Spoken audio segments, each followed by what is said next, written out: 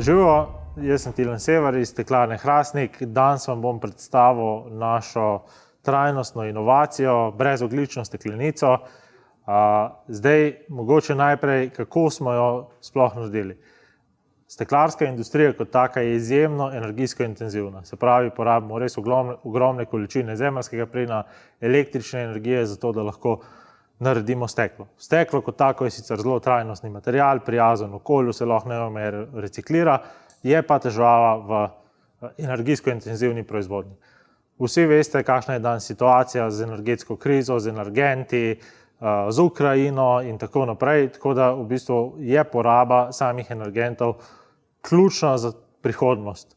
In Steklarna Hrastnik je v bistvu na tej temi že leta nazaj začela delati, še preden se je zgodila Ukrajina, v smislu, ker smo hoteli dekarbonizirati našo proizvodnjo.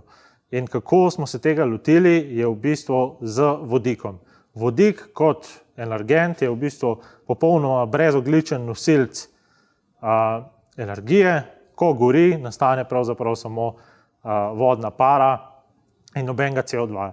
Zato smo rekli, bomo implementirali vodik v našo proizvodnjo, poskušali vodik uporabljati kot alternativni energent, da bi stalili steklo, se pravi ga zamenjali z zemeljskim plinom. Tega smo se lotili, tega izziva, in pri tem je bilo kar nekaj izzivov, ki smo jih mogli rešiti, zato da nam je to uspelo.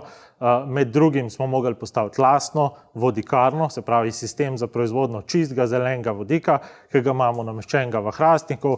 To izgleda tako, da imamo v bistvu lastno sončno elektrarno, ki je povezana z elektrolizerjem. Elektrolizer je naprava, ki omogoča, da se voda razdeli v bistvu, pa pretvarja na kisik in vodik, ki se potem uporabijo naprej kot gorivo.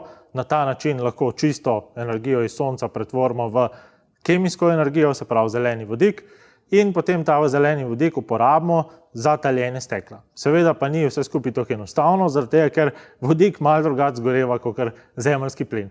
In ena prva taka lastnost je, da je vodik čist transparenten. Sploh ne vidimo, da gori bistveno hitreje eksplodira in tako naprej. Polno nekih zanimivih problemov ali pa izzivov, ki je bilo pri tem. Zato smo mi mogli, da smo sploh lahko naredili ali pa sploh uporabljali vodik, mogli v bistvu razviti lasten izgorevalni sistem, ga popolnoma prilagoditi, zato da lahko v bistvu, da smo lahko začeli uporabljati vodik za taljenje stekla.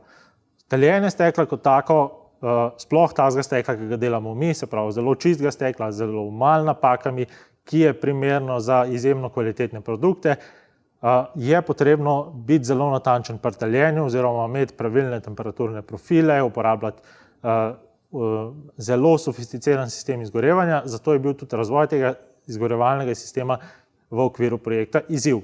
Tako da v bistvu s to rešitvijo tega sistema smo potem tudi omogočili, da smo lahko uporabljali vodik, in to nam je uspelo do 100%. Se pravi, mi imamo zdaj pilotni sistem, ki nam omogoča, da talimo steklo z vodikom do 100%.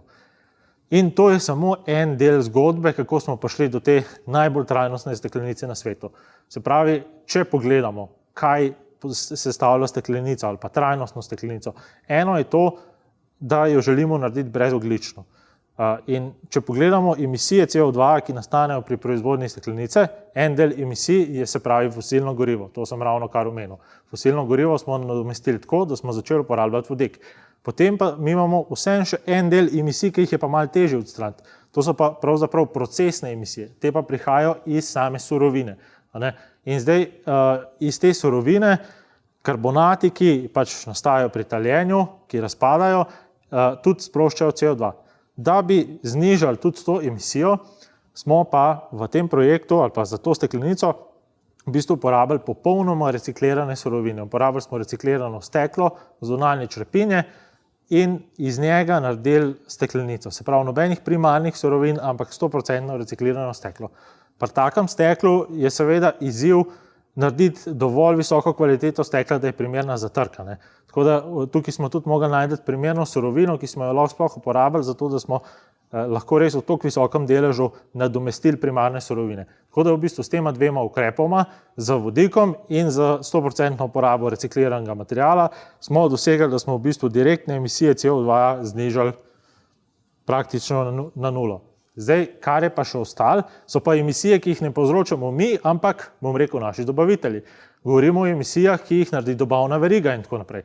Da bi pa izničili te emisije, je pa potrebno oceniti sploh, kakšne so. Zato smo naredili analizo življenjskega cikla te steklenice, primerjali navadno steklenico z to steklenico in v bistvu pogledali, kakšne so emisije v življenjskem ciklu, in to je osnova za to, da se lahko v bistvu potem te emisije izniči oziroma da se lahko naredi ogljično carbon offsetting, da se lahko v bistvu naredi na koncu ukrepe, da vemo, koliko ima neka steklenica emisij. In v bistvu na ta način smo prišli do prve take res trajnostne steklenice, ki je v bistvu v vseh okoljskih kategorijah, ne samo v parogljičnem odtisu, ampak tudi pri drugih okoljskih kategorijah bistveno boljša od prejšnje steklenice.